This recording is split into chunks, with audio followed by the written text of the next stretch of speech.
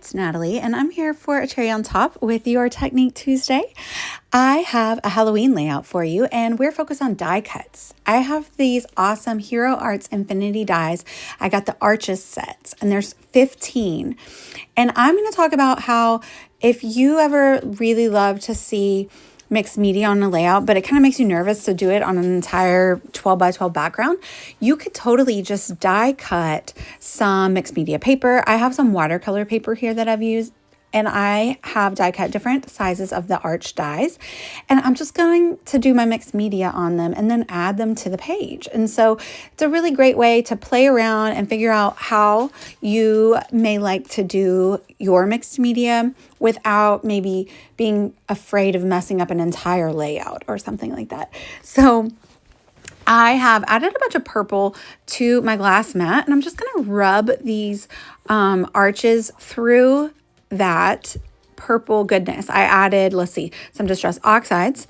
I added some Nuvo Shimmer Powder and some aqua pigments from Brutus Monroe, and then just added a little spritz of water. And you can see that the arches are kind of like curling up, but that's okay. They'll dry flat. It's watercolor paper.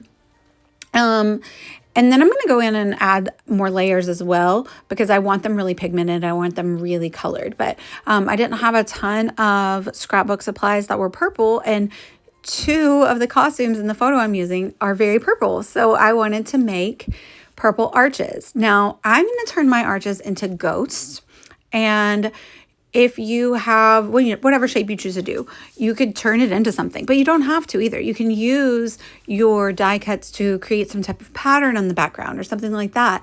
I've used tags before and, done mixed media on the tags and then added them to the background of my layout.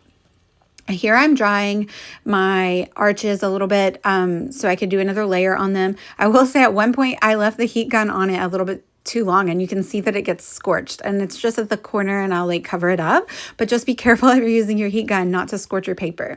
So I wanted more of that really bright purple color, so I added more to my mat, and then I decided to go in and do some splatters. The background of these needed to be pretty dry in order to allow the splatters to not fade into the background with the wet. Now I'm going in as well and just doing some drips on a few. So I'm adding a lot of liquid at the top and just kind of allowing it to drip down the shape. And I'm going to do that on a couple of them as well. These, if you have arch dies, they can become pumpkins. I had that idea that for a minute, I really did think they were going to be pumpkins, but they are going to be ghosts today. But they could totally be pumpkins, paint them orange and make them pumpkins, or they could be purple if you want, and you could just draw little lines on them and they could still look very pumpkin-y. They could be tombstones, thinking along the Halloween lines, but for any theme layout, they could be anything, or just do the same size and repeat the pattern multiple times on the page and kind of fill your page up with these fun mixed media die cuts. So I am using the Curiosities from Willow Grove black solid paper here from the new Vicki Boutin for $49 in Market. And I'm just using this Tim Holtz broken glass stencil and using some white pigment ink through it to kind of give a anchor for where I'm going to have my ghosts peeking out from the page. And then I do love my white linen spray from Dina Wakley. So that is what you see me doing here, just some splatters. And then I decide that I do want some splatters on the ghosts. I also considered doing black splatters on the ghosts, but I decided to keep them mostly purple and just add a little bit of that white. And of course, I left some white spaces as well on them, so that just kind of brings out those highlights, I guess, if you will. So now, you know how your Lawn Fawn dies, or sometimes Catherine Pooler dies, stamps, just some stamp sets have little faces. I'm going to use these Lawn Fawn little faces on this stamp set to add faces to my ghosts, and a bunch of different silly little faces, and stamp them in some crisp black ink. I think that's really fun.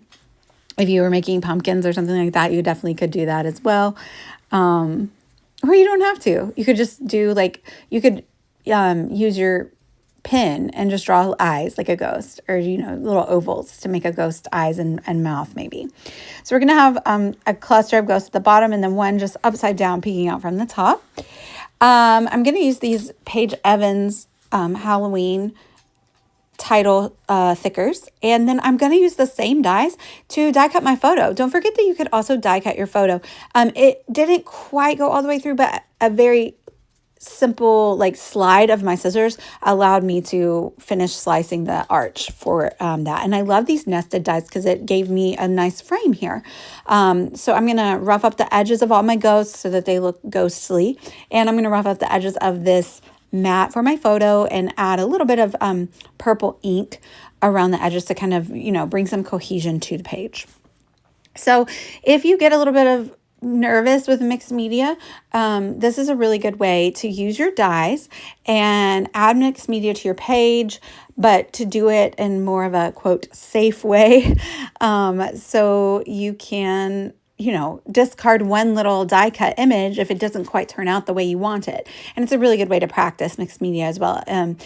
Here I just, you know, dipped it, but you could do the smooshing technique with like plastic packaging, or with your stamp block. I know my friend Sarah does that with her stamp block, which is really fun to watch.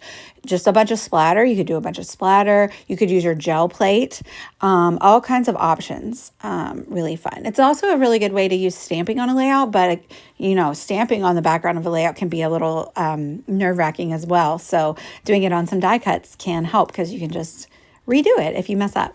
I'm going to use the arch shape to kind of shape the way I'm going to put my title on.